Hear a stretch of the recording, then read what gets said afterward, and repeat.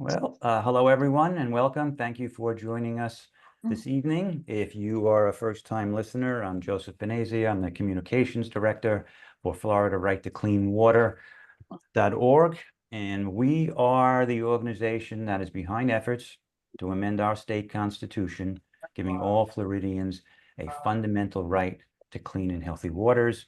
We have been talking about this for a couple of years now. Many of you, I'm sure, are aware that we've got serious pollution problems, water degradation problems. 1,000 springs, 800 of them are impaired. Red tides have exploded in the last 30 years, more months of red tide in Florida than not. We've got 9,000 miles of rivers and streams and nearly 1 million acres of estuaries contaminated with fecal bacteria. Seagrass beds are on the brink of a death spiral. We've had way too many manatees die, blue-green algae blooms. We need this constitutional right in order to hold our state agencies accountable when they allow harm to our waters. It is a narrowly focused amendment on water. However, tonight's focus is going to be on our amendment's ability to work towards meaningful climate action. Again, single focus on water, but because water is so inextricably linked to climate, it is able to accomplish meaningful climate action. And we have 3 experts with us tonight to take us through this. And I'll start introducing them in one moment. I will ask everybody, it looks like everybody is muted. Okay, that is great. For our first speaker, I will ask that you just hold your questions. They'll be speaking for about 10 minutes or so, and then there'll be a time after each speaker to field questions. So let's jump right in. Our first speaker is Professor Dr. David Kaplan. He is Professor and Director of the HT Odum Center for Wetlands, and he is Associate Director of the University of Florida Center for Coastal Solutions. Research in Dr. Kaplan's Watershed Ecology Lab focuses on linkages among the hydrological cycle, ecosystem processes, and human activities, with the goal of advancing natural resources conservation and management. He has worked extensively with water and environmental management agencies to tie hydrological modeling to ecological outcomes, predict restoration effects, and guide water management. So, David, thank you very much for joining us tonight. Please tell us what we need to know so we can understand this connection between water, wetlands, and climate.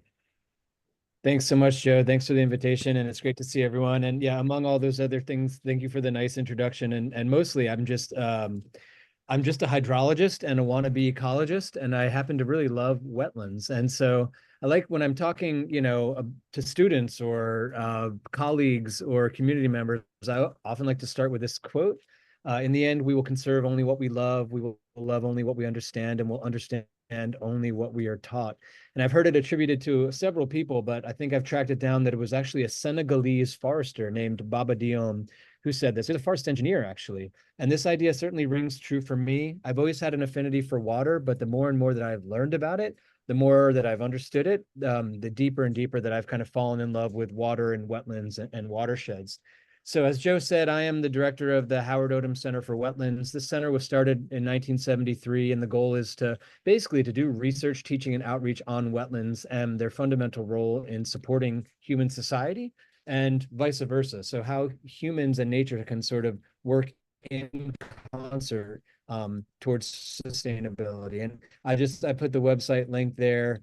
You can go check it out, all the work we're doing, including we have upwards of 100 recorded and YouTube stream seminars on water and wetlands and climate in Florida and all around the globe. And so one of the things that we like to do beyond getting out into the field and taking soil samples or teaching either in the field or in the classroom is doing advocacy work or outreach, at least related work, including writing amicus briefs and coming on events like this and talking about the importance of wetlands and water quality. I also run this lab, as Joe mentioned, the Watershed Ecology Lab, where these are my students and me and postdocs in our natural environment, mostly around Florida, but also around the world, studying how humans' use of water, either its consumption, the quantity or quality, affects ecosystems and vice versa, and how we can do a better job of managing the resource. So that's why I'm here today. And I want to start with this picture here, which I think couldn't be more iconic as a representation of the confluence of wetlands and climate. And if I was in a class right now, I'd say, what do you see? And have people raise their hand and call out. But in the interest of time, like I see a lot of climate related stuff going on here. So before I get started into some facts and figures, I kind of want to take us on a tour, sort of like this picture. Like I said, I have an affinity and a love for wetlands, and I want to take you on a tour of a couple and just begin using our senses to understand how wetlands and climate might relate. And so, of course, this is a mangrove swamp. We see soil and we see plants, and maybe we actually see carbon locked up into the environment here. Here we see a giant bald cypress swamp, and we start to think, what is it that makes up a wetland? How is water and soil and plant and other aspects of the community connected in order to create what is a wetland? This question is very fundamental when we think about conservation of wetlands, because the definition of the wetland will drive its actual protection or not under something, like a regulatory scheme at the state or federal level. I look at a marsh like this and I see things like water and plants, and I start to think about the transformation of gases and nutrients and the storage of water on the landscape. I actually have some audio here. I stand in a marsh and I begin to hear the habitat value, whether it's for birds or for frogs, or even like a bellowing moose in the background if you're in Alaska. Definitely not a Florida native. I can think about what a wetland feels like if you've ever walked through a sawgrass marsh, like here in Everglades, like, and end up looking like you were doing battle because you were doing battle with sawgrass, or maybe you feel what a wetland feels like because you like squishing around in the mud or taking your kids on walks. And so there's the sights, there's the sounds, there's the feel, and there's actually also even the smells. For those of you who like walking around in coastal marshes and mangroves, we know that there's something about the chemistry of, the landscape right at the edge of the land and the sea. And there's actually the smell of sulfur. And I love the smell of sulfur in a salt marsh because I know that wetland is doing a good job of storing carbon and actually not emitting lots of methane, because there's plenty of sulfate in the water that is being reduced, and because it's so anaerobic and it's storing soil and it's making that smell. So it's about the sights, the smells, the sounds, and the feel. And from a regulatory perspective, of course, you don't legislate about smell, but the three things that make up a wetland and make a wetland protectable is its definition as these three elements: water, soils, and plants. And so this is, I'm not going to teach, a real lesson on wetland ecology, but the way that wetlands are fundamentally connected to clean water and to climate is by this Venn diagram, where the water begets certain properties of the soil that store a lot of carbon because it's low oxygen. And that condition selects for certain plants and animals that we know as endemic and important and sometimes threatened and endangered that live in wetlands. All right, and so I'm just going to give a couple of sort of, maybe at your next cocktail party, you can take your love of wetlands and put a couple of quantitative figures on them. When we think about why wetlands are important, the first question is to whom? And so if you're this snail kite, I think the wetland is important to you as a foraging ground, right? So there we are thinking about getting energy and being able to successfully reproduce and have a successful brood. So maybe it's about food, but sort of more fundamentally, habitat and biodiversity in wetland ecosystems, something like 40% of all animal species all over the world live or breed in wetlands. That's not just aquatic species, but species all over. So this incredible habitat and biodiversity that our healthy wetlands support for us, and healthy wetlands being the key to that. From climate change mitigation, this is a crazy number. Wetlands store about 30% of the global soil carbon. And to put that in perspective, on the map of the Earth, wetlands only cover about 5% of the surface of the Earth, but they store about 30% of the global soil carbon. If that carbon in wetland soil the wetlands dried down and that carbon went back to the atmospheric CO2 concentration would double. It would go from about 400 to about 800 because that much carbon is locked in, not even the biomass, but in the soil. So that carbon storage on the landscape, just in this small footprint of wetland ecosystems, 5 to 8% of the global land area, as you can see here, distributed all over. This is lakes, reservoirs, and wetlands, but they're all over the place. They're storing massive amounts of carbon, and climate both threatens that storage, but also the wetlands themselves are climate mitigation by storing that carbon. Of course, distributed all over the landscape, wetlands are also performing this service of water storage and removing pollution. So wetlands naturally reduce flooding by storing water during wet periods, releasing it during dry periods, and they also naturally, biogeochemically, physically, chemically remove pollution. So much so that we design treatment wetlands today. And probably some of you have visited some. There's one here in Gainesville I like to show off, the Sweetwater Wetlands Park, 150-acre wetland that was not a wetland before, and now it's actually serving us both as a nutrient removal machine, as well as an amazing public amenity tourist attraction. And if you look at it from the sky, it actually was designed to look like, well, maybe I'll let you use your imagination for a moment. You kind of squint your eyes. It's in Gainesville, UF. So yes, it's designed to look like a gator from above. So just one of the many services that wetlands provide for us. And of course, really fundamental to Florida is this idea that wetlands, mangroves, marshes, seagrasses provide amazing coastal protection. So I was looking this up for this talk, and I found a figure that globally $65 billion a year in avoided damages from mangroves at the shoreline. And you can't just have a single mangrove. You know, the ability of the mangrove patch to reduce wave energy and surge height and surge extent really requires a large protected area of mangrove. So at about a kilometer's width, at about 2,000-3,000 feet of mangrove width, you get about a 50% reduction in wave energy. Increase that to 5,000 feet, getting close to a mile, which a lot of our fringing mangroves are that wide, you get close to a 90% reduction. A couple of cases that are more specific. During Hurricane Sandy, there was a project that was actually run by Lloyd's of London, the insurance company, with the Nature Conservancy, and they found that coastal wetlands saved about $600 million in damages during Hurricane Sandy.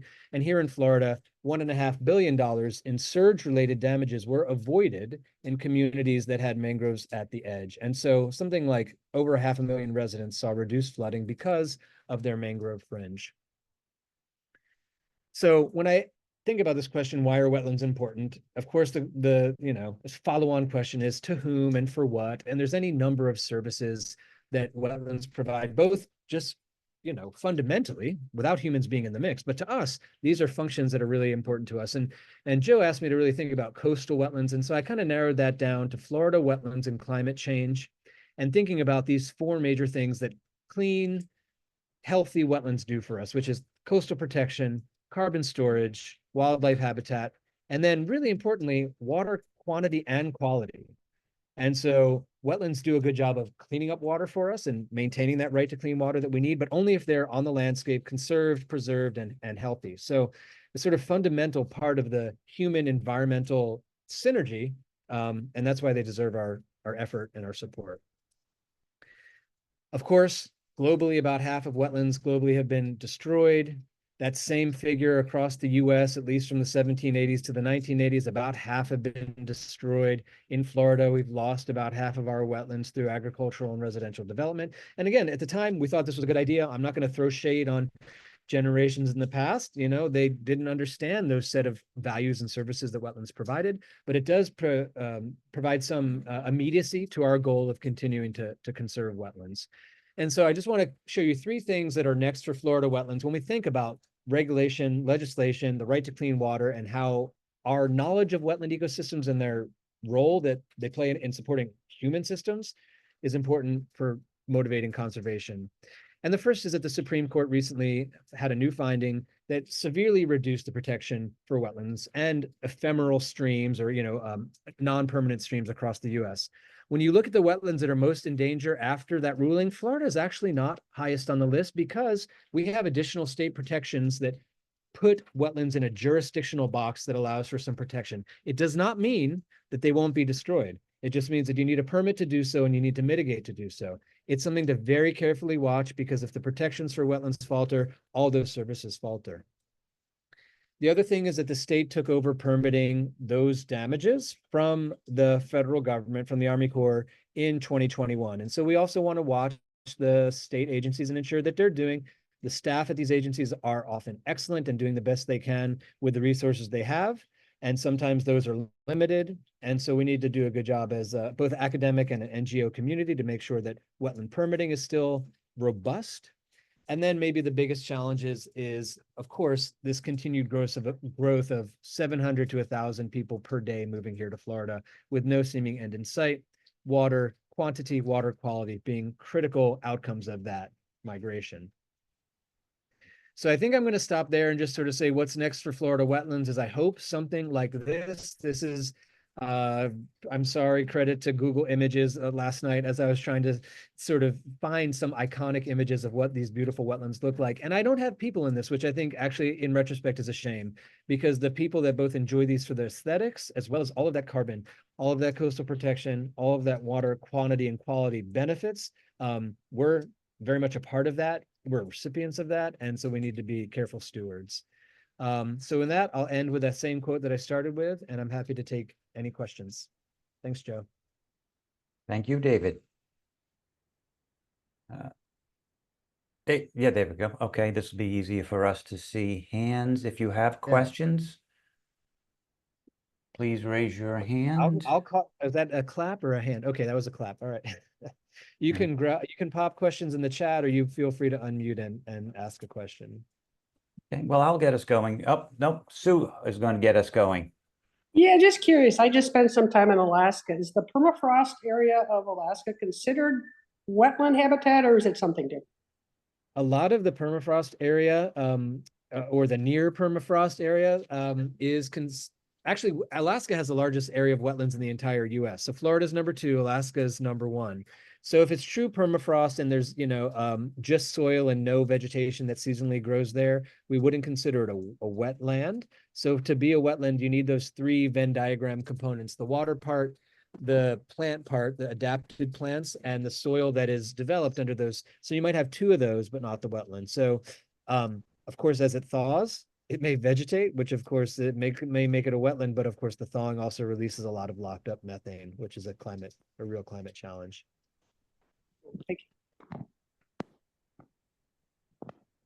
David, if we are just narrowing discussion down to storm surge protection and flooding, is there any man-made technology that comes close to providing the protections that our coastal wetlands provide? Well, there are extremely engineered systems in places like in the Netherlands that for hundreds of years have done a very expensive and very energy intensive job of keeping the sea from the land. So I don't want to say that there are no technologies. There are no technologies that do so while storing carbon and providing ibis habitat and snook nurseries and all the rest. And that actually grow in response to sea level. So things even like oyster reefs and seagrass beds and mangroves that are at the fringe doing that surge protection while also providing all those other habitat values, and they grow along the way. So as long as they're managed well and are healthy, they can sort of keep up. So I am an engineer. I don't want to knock that all engineering solutions are bad. I think that especially now, there are huge efforts to even, if I can say it out loud here, not get in trouble, even with the Army Corps of Engineers, who has an entire program called Engineering with Nature. And for the first time is mandating things like beneficial reuse of dredge sediment to build marshes and mangroves, which was never the actual mandate. If they don't get 30% of that dredge sediment reused beneficially, they don't hit their mandate, and it's sort of, they're locked in. So I think the future of coastal protection is probably this hybrid where you're engineering with nature. The nature part is adaptable, grows, shifts, sometimes gets destroyed in extreme events, and is allowed to regrow, or in fact is assisted with regrowth. Because whether you need to revegetate a marsh or whether you need to rebuild a seawall, if we're going to be at the coastline, it's going to take some continued maintenance and continued inputs. Okay, we have one hand up and we have a question in the chat, and then I think maybe we'll move on. Rhonda, question? Yeah, thank you for that wonderful presentation. I'm also a wetland lover And just to make you feel a little bit better, we did get the state program taken away from the DEP, and it's back in the hands of the Army Corps so long as endangered species are involved. That was a ruling this past spring in Florida. So right now they're trying to fast track it all. But I have a question, and this is sort of for everybody. If we can get the right to clean water, I really, do you think, because I do think that we will also be protecting a lot of wetlands, given that's kind of where you were going with your question, Joe, I think is there's really nothing like a natural wetland to do the water cleansing. So by having a right to clean water, we're also going to get all the things that provide us that clean water, including preservation of many wetlands, I believe, but I didn't know if you had thoughts about that. We do. That's going to be the focus of our next speaker. She'll be delving into that in detail. David, Excellent. I'll answer the question in the chat, which is, oh my God, the number of studies that try to put an economic number on ecosystem services is enormous. And so, you know, I could like throw up a bar graph that says so many tens of thousands of dollars per hectare per year. There's probably a bunch of studies, but yeah, there are some. And Liz, I'll put my email in the chat. If you email me, I'll send you the best sort of latest summary that I can find on that topic. But yep, people have done a lot of work to try to put dollars, and those dollars are excellent at doing things like carbon, things that you extract like fish or fiber or food, even storm surge protection and the rest. But you know, the inherent value, of course, is sort of priceless, and so they're often not included, but which makes sense because they'd all be infinity dollars per acre. But yeah, I can send those. I'll put my email in the chat. Terrific. David, thank you very much. Thanks a lot. We're going to move on to our next speaker, and that is Mel Martin. Mel is a retired Marine Corps Staff Judge Advocate and law professor of water pollution law and environmental ethics. She is also one of the two principal authors of our amendment. There is no one more qualified to discuss how our amendments can protect the wetlands that David just explained protect us and provide us with so many services. So Mel, floor is yours. Thanks so much, Joe. The first question, will you be able to monitor the waiting room when I share my screen? Yes. Everything goes, okay, great. So thank you all for coming today. I just wanted to start before I share my screen with the presentation, the very quick why we need this amendment versus why isn't status quo doing its job. And primarily it's because of the nature of the current body of law. It's really all about permitting destruction, permitting pollution, the condition of making sure that it's, you know, the public interest is served and there's no harm or whatnot is more of a window dressing than a really thorough, considerate, you know, comprehensive review of really what are we talking about? And are we even thinking about future generations? Probably not. So that is the backdrop of where we are and why we wanted some systemic change, is because the public interests, including future interests, are not being considered at the forefront like they should. So that is the nature and the scope and purpose of the amendment, is to clarify the priorities of the state of Florida on our behalf. We're just telling them, you know, very explicitly, this is our social compact, the state constitution. We want to making things abundantly clear for them that not only is this our right, clean and healthy waters, it's our right to them and all the many, many, many interests and liberties that are associated with that, but it's also enforceable. So it's not just, again, window dressing on our part. It is something that we can, you know, ensure that takes place through the court system if necessary. And I'm going to just step through very quickly how, and, you know, regarding the wetlands issue and some other points to consider. and open up to questions after that if there's anything you would like to talk about in general. So we'll be sharing my PowerPoint. And wetlands, in my opinion, I haven't heard the word keystone is really affiliated with species, right? But if you were to take or consider water bodies as their own species or whatnot, I consider personally that wetlands are a keystone water body feature. So it is one of the most important things in Florida.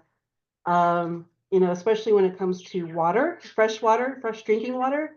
You know, in many places where they have mountains, you have snowpacks and they get their fresh water from there or from other superficial, you know, other aquifer systems. But it is the kidneys, the liver, whatever you would got, the very important internal organs of Florida's system. But I don't want to delve into the science. Of course, this is just my personal take on this issue and why this issue is so special to me. So a very quick start to this, I wanted to get into the words to ensure and show everyone that this will protect wetlands in Florida, the amendment. And one of the reasons why we wanted to put certain things into the purpose paragraph of the amendment is to ensure that the courts have something to go by, something very clear.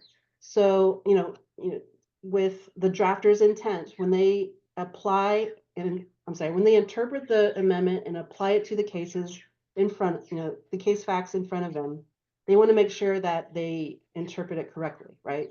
So we're telling them, we're giving signals to the courts that these are the reasons why, all the many reasons why, limited, you know, not limited to, our health, prosperity, and quality of life, safe drinking water. I highlighted things that pertain to what our conversation's about today.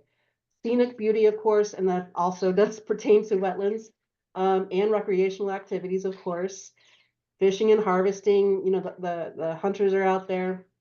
Thriving populations and diverse communities of native fish and wildlife. I mean, we can have another few hours of talking about that.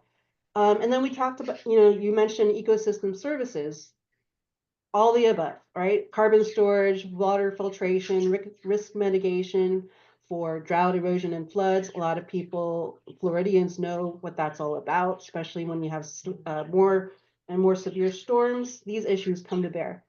And of course, the economic interests associated with healthy, you know, clean and healthy waters, especially wetlands. You have the business opportunities that are associated down the line, enjoyment of property that's not flooded out because nearby wetlands have been dredged and filled, etc. So a lot of this is pointing right to what we're talking about today.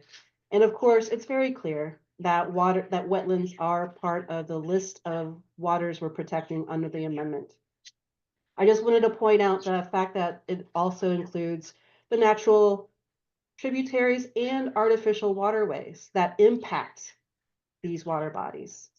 So when you stop and think what that could mean, it could mean, you know, what's going into these wetlands, as well as, you know, how the wetlands pertain to other water bodies, to include the aquifers. So it's a pretty comprehensive reach and scope of effects that could be part of the important conversation and deliberation in the courtroom. All right, so yep, it clearly protects wetlands. How should it work, or how would it work? This is a very simple, and I apologize if everyone knows this, but in case one person doesn't know, first, you know, someone has to say, wait a second, that's not good. Identify the harm or the threat of harm. For instance, I just gave an example of an inappropriate development project. That is potential harm. So what do you do with that? You probably want to get an attorney to look at what it means, you know, and some attorneys will look at it for you without any upfront costs. Sometimes a nonprofit will take it on, or all the above. But the question mark is, what are the, what are the elements of how you would bring it to the court? And if the attorney says, you know what, I believe that you have a case, and I believe that you're going to likely win, file the suit. The agency may or may not,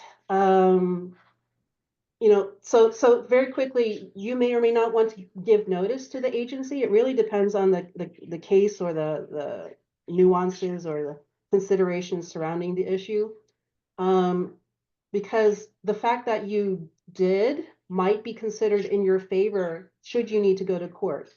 You're kind of like exhausting your options by saying, okay, look, the agency clearly knows about it. It clearly disagrees, or clearly does not intend to take corrective actions or whatnot. But this, we believe, is, a violation of our right to clean and healthy water.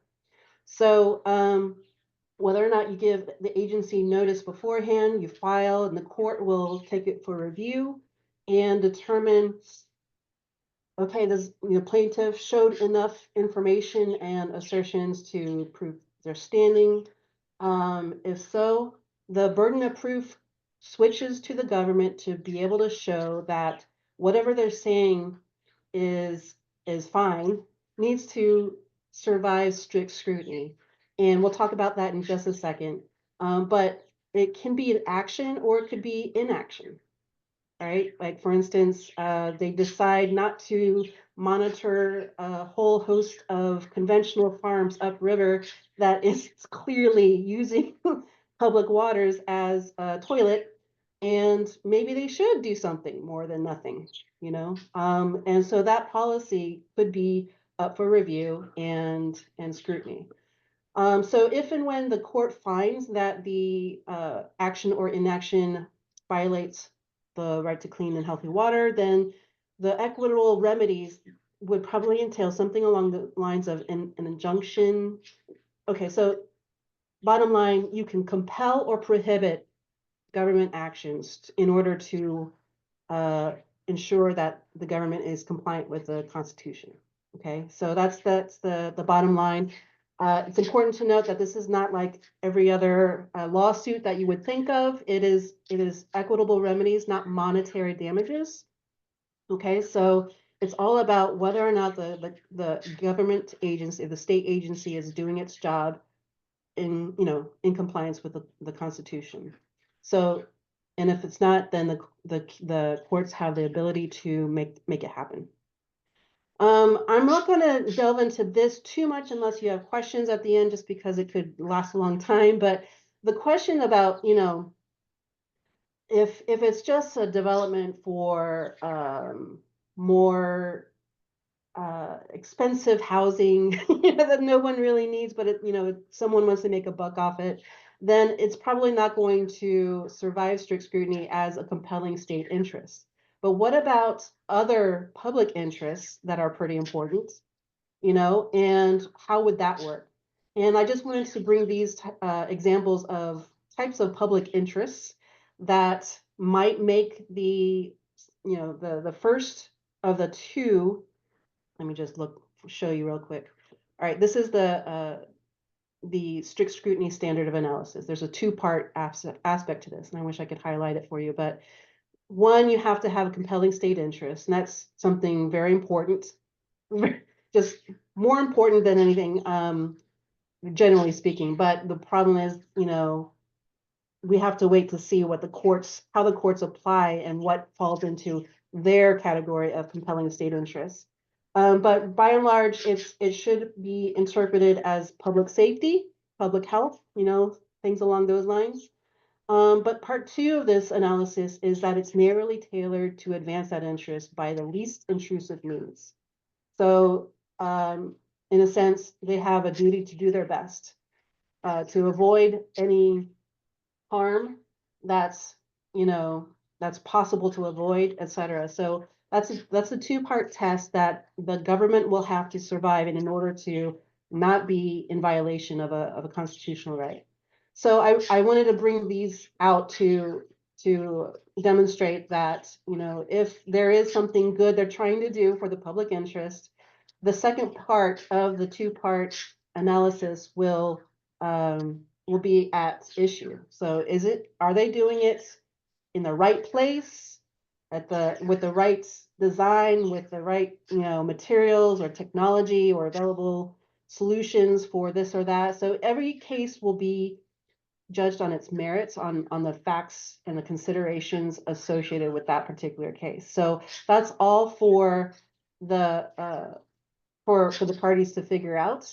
And that's where, you know, the battle of the experts will come in to determine whether or not it is the best way forward, or if the public interests are properly considered. And cases can get very complex very quickly, but I just wanted to very quickly introduce to you the way a case would be looked at as they step through these things. Okay, so I noted some of these things, but in general, these are the things that courts will consider. Okay, so the plaintiff, when the plaintiff first files, they need to show how they are part of the public interest in whatever is going on. And then the court will look at what's really going on, the nature or the severity of harm at issue, how it's going to affect, how many people, how far in the future, you know, the comprehensive look at what's going on. They're going to listen to the battle of the experts, like I mentioned, and boost based on credentials, and question based on the cross-examination. Not sure if Dr. Kaplan's been through the fun of that yet, but it can be fun. And then looking at based on the evidence, see whether or not there are less harmful alternatives. If so, then the government will probably have a duty to make it happen. And then finally, the practicality of the issues involved. I mean, did you just surprise this on the government agency that's supposed to be doing something, and they didn't have time to deliberate, or, you know, it's all completely new to them? Then that might be part of the equation of finding equitable relief. And what equitable means is fair. Okay, so it needs to be considered before bringing a case, what the whole and total picture is going to look like. However, again, if the government can do better, there's an inherent duty to do so.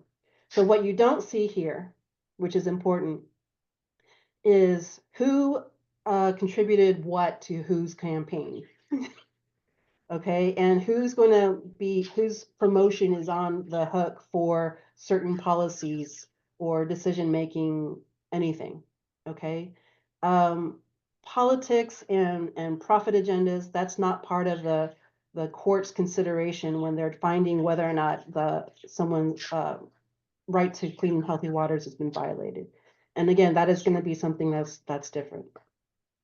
Okay, and back to the climate aspect of things. You know, lots of advocates that are in the environmental and climate justice spheres are very concerned that just access to justice is one thing. But before that, the fact that vulnerable communities are usually held to be sacrifice zones. I can't find my clocks to see where I am on time. So just give me a signal, Joe. I have like a couple more slides. Okay. Okay, I know Solemi's on a little bit of a time crunch. check. All right, I'm almost done. So very quickly, sacrifice zones, if anyone's familiar with that term, it means just the communities that just have to suck it up because they are, they're not resourced to do very much more. But the nice thing about this amendment and the fact that it's a fundamental right held by every person is that, there's no such thing as sacrifice zones anymore. And I can talk about that more later if you wish, but that is a key aspect to this amendment, interrelating with the climate justice field. And finally, these are just kind of possible arguments. I'm not claiming that the amendment definitely guarantees a reach in these aspects, but these are arguments that could develop over time in jurisprudence, whereas the fossil fuel industry could be an issue when it comes to Florida's hydrogeology. Again, it's a very fragile karst type of, underground for most of the state. And so exploring or, fracking activities or things like that, the question mark is going to be a little more pronounced because you're endangering, it's a threat of harm to Florida's aquifers, perhaps, depending on where it's at, or other protected waters. And similarly, if pollution becomes air deposition, which just means stuff in the air going into the water, there could be an issue there. And then finally, climate resilience and adaptation issues. There's, things that just much more important and pronounced when we have a clear and fundamental right to clean and healthy waters. So, yep, I said what I said. Okay. And there you go. I'll stop share. Thank you, Mel. So I know people are going to have questions because legally some of that was pretty complex. I would ask just hold those off for a little bit. We'll come back to them. I want to go to Solemi now because she is in a bit of a time crunch and I want to respect that. So let me introduce Solemi Hernandez. Solemi is the Southeast United States Regional Director for Citizens Climate Lobby, one of the more prominent climate organizations in the country. She also serves on the boards of Colusa Waterkeeper, which is one of the most respected water quality organizations we have down here in Southwest Florida. And she serves on the board of the Corkscrew Regional Ecosystem Watershed Land and Water Trust. I have known Solemi for a few years. She is an absolutely indefatigable climate and water advocate. And so, Solemi, please take a few minutes. Tell us, about your advocacy. Absolutely. Thank you, Joe. So I'm going to share my slides because I have some slides for you guys. So thank you, everyone, for joining us to this important conversation. My name is Solemi Hernandez, and I'm CCL Southeast Regional Director. CCL is a grassroots, nonprofit, bipartisan, volunteer-driven organization that organizes globally to build political will for climate solutions. So my work is to support those volunteers organizing in Florida, where I live, in Naples, Alabama, Georgia, North Carolina, and South Carolina. But most importantly, and why I'm here, is that I have been a resident of Collier County for 22 years. These ecosystems are not just part of who I am, but they're also part of my most precious memories with my family and friends throughout my life. And it's concerning to see them decline. So when we talk about, when we in CCL said that we're organizing to build political will for climate solutions, this is what we mean. Politicians don't create political will, they respond to it. And we just saw that happening right now with when they were trying to build a pickleball course and golf courses in state parks across Florida, when everybody got together, and at the end, Governor DeSantis had to put that on hold. So what I'm talking about here is there was a clear demonstration of support back home from citizens, business leaders, faith groups, and local officials. To be effective, it needs to be widespread and focus on specific steps Congress or our elected officials can take. I put here an example. We advocate for a carbon fee and dividend policy, and we have one in Congress right now with around 50 co-sponsors, if I'm not mistaken. But yes, and that's all because our volunteers building that political will. We also organize by congressional districts, which we have found the most effective way to meet and demonstrate political will to our elected officials in Congress. So as you organize to get signatures for the right to clean water and to volunteer for this initiative, I want you to think about these levers of political will and how we build this political will. And I'm just going to go briefly over it. So whenever you are welcome to take pictures of them and apply some of the initiatives we do with the right to clean water. So in CCL, we're organized in communities across the country. Our volunteers work as teams within local chapters. And we focus on those 5 areas of political leverage. We call them the 5 levers of political will. We have lobbying Congress, we have media relations, we got grassroots outreach to the local community and grassroots engagement with local respected leaders and groups, and chapter and volunteer development.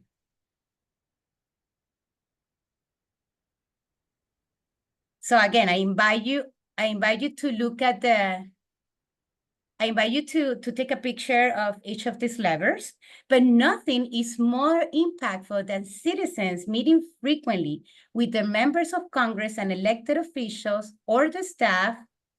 So we meet with them often to build relationships of trust and show them that the legislation we're advocating for is something that their constituents want, and to educate them on how our proposal or whatever we're advocating for will impact their state or district. We have congressional liaisons for 500 actually, 35, including the senators, members of Congress. And we meet with them and we become subject experts. And this is where I'm going to invite you to take a picture, because I'm not going to talk too much about this, but we work with both print and digital media in order to drive the conversations toward climate solutions.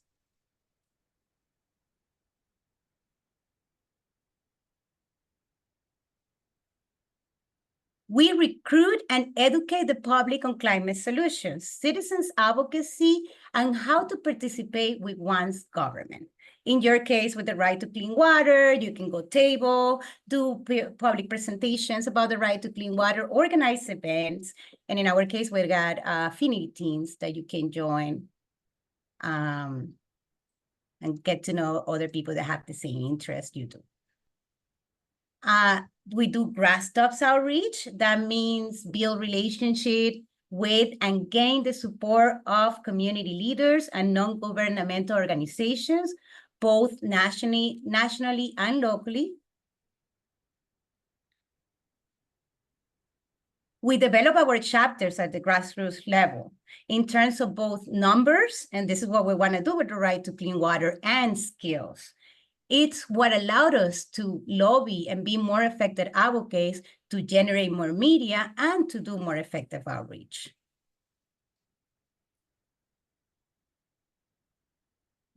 Having lived in Collier County for 22 years, a place that when I arrived from Venezuela was 75% land conservation, I have witnessed the drastic changes and effect of unsustainable sport and pollution on our ecosystems. The impact is evident and increasingly worrisome, from the water quality to the state of our hiking trails. As the prior speaker mentions, the ecosystem services of wetlands are invaluable, and in Florida, our environment is our economy, and nobody can deny that. 2 months ago, I went for a sunset hike with my youngest son, Patrick. As you can see in this picture, this is my favorite hiking trail in Corkscrew Regional Ecosystem Watershed. The name is Bird Rookery Swamp. In this picture, it still looks beautiful because it's an amazing place, but it's not healthy or a thriving ecosystem. The truth is that all of these ecosystems are under extreme pressure. And in this picture, they are extremely dry. I honestly have never seen them like this. Super sad. As climate change intensifies, these wetlands face escalating challenges. There are many factors in the Corkscrew watershed and the Everglades impacting these places, such as water loss or evapotranspiration, kind of hard word for me to say, high temperatures, as the prior speaker David was saying, harmful algae blooms, longer droughts, wildfires, pressure and drainage systems, and overdevelopment of our natural areas. Currently, there are reduced hydro periods and increased water levels recession rates in the Corkscrew Regional Ecosystem Watershed. And we don't know with precision because we need to do more studies to find out what's really happening and at what rate. If you have been living in Florida for at least 5 years, you too have seen our beautiful paradise and natural spaces decline as much as I have. We need the right to clean water embedded in the Florida Constitution because we know what we need to do. We already have all the solutions. What we're missing is a tool like this constitutional amendment to enforce what we need to do to ensure compliance and transparency and implement effective restoration. This will make our wetlands, coast, and uplands Florida ecosystem resilient and healthy. So the good news is that you can be part of this restoration and preserving our magnificent and unique Florida ecosystems. This is me and some of my friends volunteering for a special native orchid planting in partnership with University of Florida, Institute of Food and Agricultural Science, Lee County Extension at 6 Mile Cypress Loop Preserve. What an amazing experience and what a magical place. If you've never been, you have to go and do a web hike. It's just an unforgettable experience. But the truth is that we can embark on many restoration programs. I have not just done that, but seagrass restoration and many other ones like tree planting. But without a tool like the Florida Constitutional Amendment to protect and conserve our natural resources, these restoration projects have less possibilities of success. So now is the time for us to act. Now is the time for us to show what we can do. Now is the time to organize and gather petition at the polls on election day. Please join me. I am going to be in Collier County at my local poll. So it should be a lot of fun. So bring 1 or 2 friends or family members. I might take my kids, make the volunteer. And so because now is the time to get this constitutional amendment on the 2025 ballot. Now is the time to take what is wrong and set it right. So if you want to sign in to volunteer at the polls, election day, Joe, please, could you please drop the chat? And I hope to see you there. And thank you so much for the opportunity. And yes, we hope to see this movement growing and get as many signatures as possible. So really looking forward to continue seeing many of you. And thank you. And let me, here's my information. You can email me if you have any questions. We have some CCL forums where you can ask questions about the work we do. And that's our website that you can join. Super, Solemi, thank you very much. We'll get that link there in a moment. Mel, maybe you can very quickly put the registration link there. I just want to fill folks in a little bit more about our push to the polls, and then we will address any questions that anybody has. In the few minutes that we have left, we can go over a little bit, but some very bare facts. We've got this great amendment. We get it on the ballot. We are very confident that Floridians will pass it comfortably, even overwhelmingly, because we have the history of that in this state. If it's environmental, our citizens support it. The challenge is getting it on the ballot. It is a daunting task. We need approximately 900,000 signed petitions, validated petitions, verified petitions to qualify for the ballot. Like I said, daunting. However, certainly very doable. The last time that a volunteer effort like ours was successful was back in 1992. And this had to do with the gillnet ban. Controversial at the time, but a lot of environmentalists, a lot of anglers were super motivated. They were able to collect about 400,000 petitions on one day. Election day, 1992, that qualified it for the 1994 ballot. They accomplished that by having a sizable force of volunteers at polling places on election day. We are guaranteed you're going to see almost no one other than registered voters.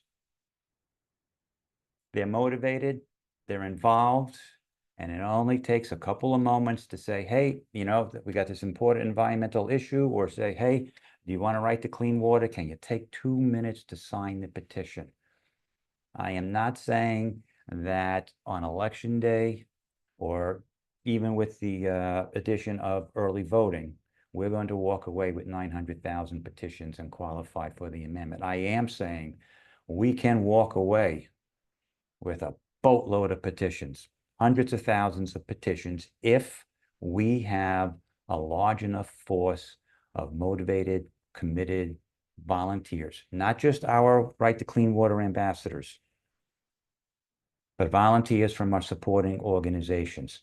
Our hope, very frankly, is that some of you who are on this call today, who might be more concerned about the threats of climate than you are about the conditions of our water, now understand just how useful our amendment can be to advancing meaningful climate change.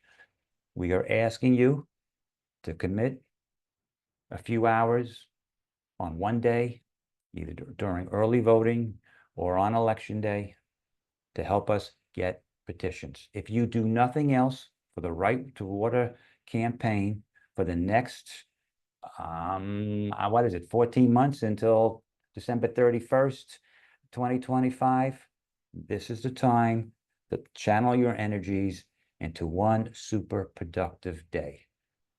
That is our ask. And the way to do that very simply is to click on the link that Mel has provided. We will contact you. We're going to manage everything. We'll tell you what you're going to need to know. We're going to have training.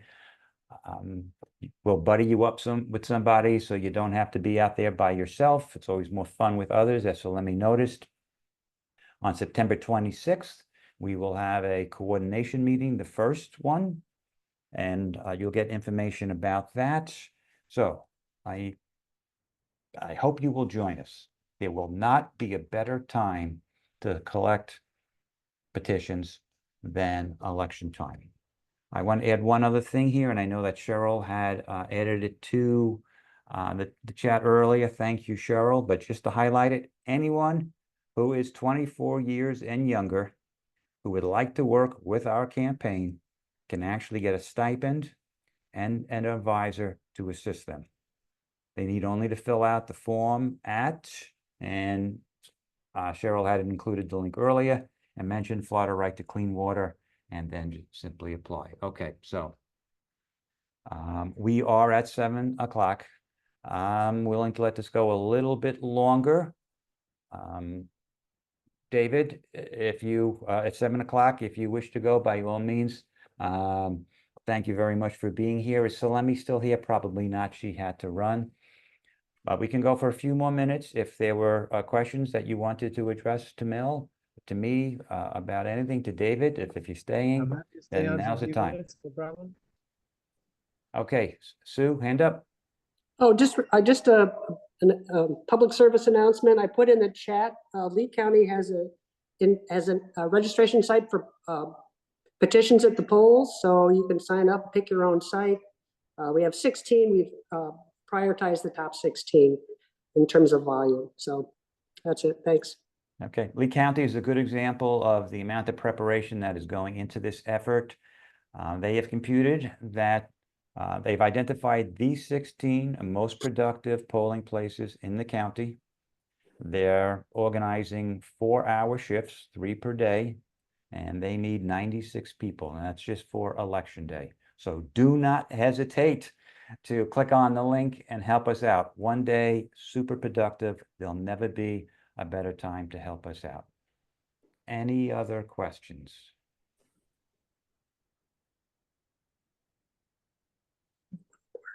Ann Baxter says, great presentation. Thanks to you all for your efforts.